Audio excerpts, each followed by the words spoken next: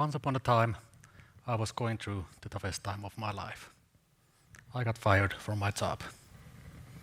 That job was my third in 11 months, none of them successful. I was wrecked, beaten, hopeless, disappointed, probably depressed too.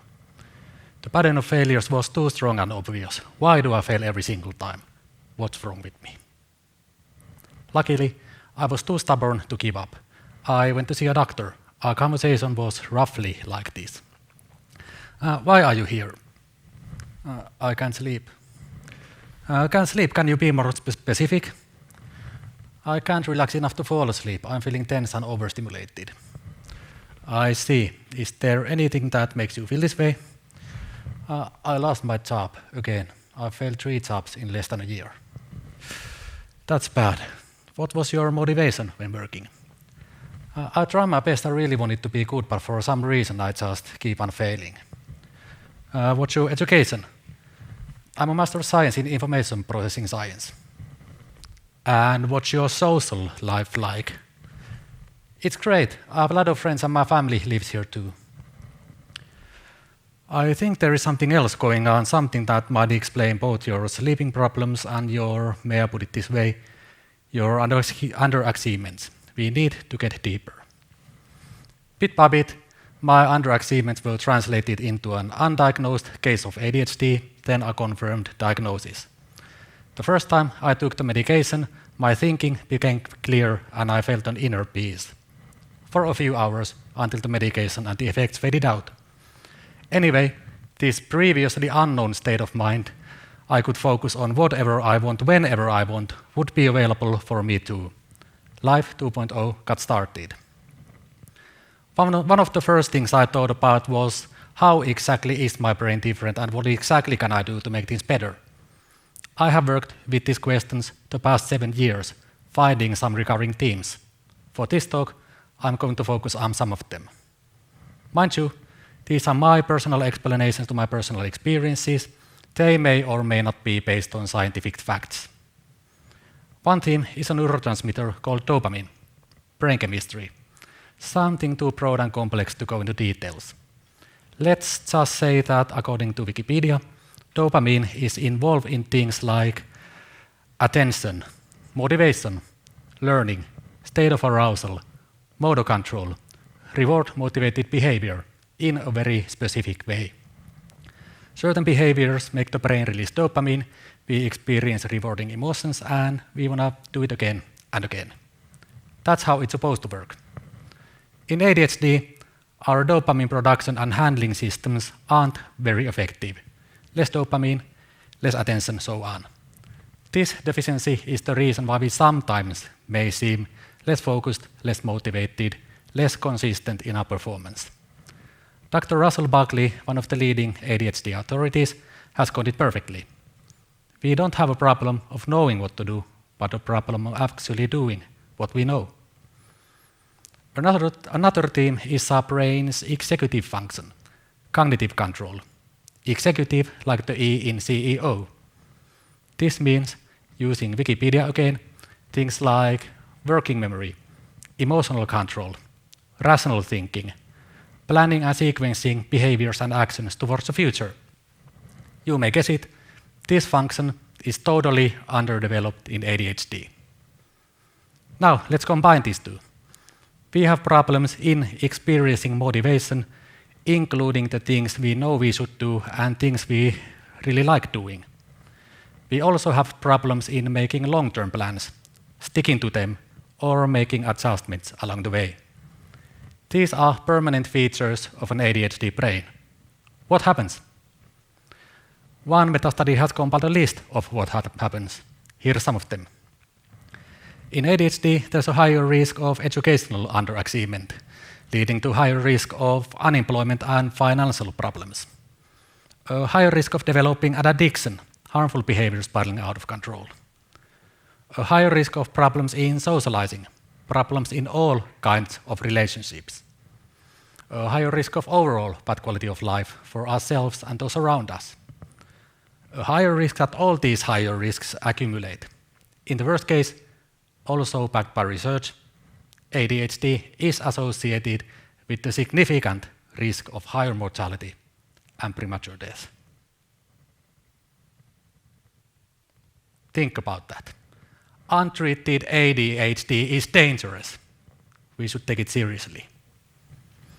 If we don't yet know it's ADHD, as I didn't, it's not possible to attribute these problems in life to ADHD, a permanent developmental disorder of the brain.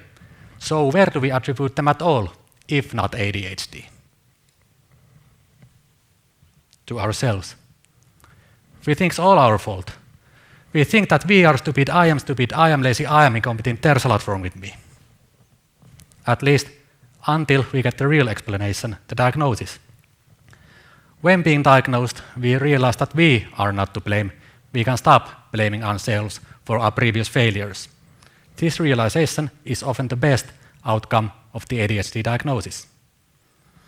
What I just said was heavy and dark. Yes, it's one point of view. Luckily, there are others too. Here's some takeaways based on my 7 years of personal experience. First and most important, get help. The diagnosis enables access to medication and what could be called professional help. Therapy, coaching, these kinds of services and treatments. There's also what could be called non-professional help. Peer support groups, online social media discussion boards, local volunteer organization with face-to-face meeting support groups. We are all individuals with our unique backgrounds, experiences and capabilities, so look for a mix of treatment and support that matches your needs. Second, you already know that your brain has serious limitations. Start building alternative external ways to compensate for your brain's weaknesses. Remember the quote of knowing what to do and doing what you know. The goal is to preserve your mental capabilities on actually doing things. Everything else is placed or stored somewhere else. Think about a computer and an external hard drive. I could list hundreds of things I have found helpful. Here are some of them. Write everything down, always take notes. These notes, this documentation becomes your external memory. Use a calendar and its notifications. If a task is time-bound, its deadline should be clearly stated in your calendar. And while there, make everything as precise as possible calendar-wise. For example, I should exercise more. You really can't write that in your calendar. Instead, 1 hour walk 5:30 to 6:30 is something you can write in your calendar, and this way you're more likely to do it. Break all tasks into smaller subtasks. If using pen and paper, you can cross over each completed item. It feels good. It's a reward. It's dopamine. You want to do it again. I found one thing that's a great mental exercise: cooking. Cooking includes everything: planning, preparation, timing, a moderate amount of multitasking, and instant feedback. Following a recipe, knowing what to do, the act of cooking, doing what you know. If you're allergic to something, you do everything to prevent allergic reactions from happening. Use the same approach to things you've identified as ADHD-based weaknesses. Third, there's another, less known side of ADHD: hyperfocus. Not the usual inability to start doing something, but an inability to stop. The thing is, people with ADHD tend to be black or white, all or nothing kind of people. If we aren't interested in something, we don't do it. If we are interested, it's all we care about and we want to achieve perfection. One thing I've found out is that being interested and being skilled often go together, which could be a relief, like I don't have to be interested in everything. Instead, I can be interested in doing something just a little better than last time. It could be a good excuse to get started and then keep going. So, never think, I can't do it, I'm not good enough. Instead, think, maybe I haven't been taught how to do it, or it's a skill I just haven't practiced enough.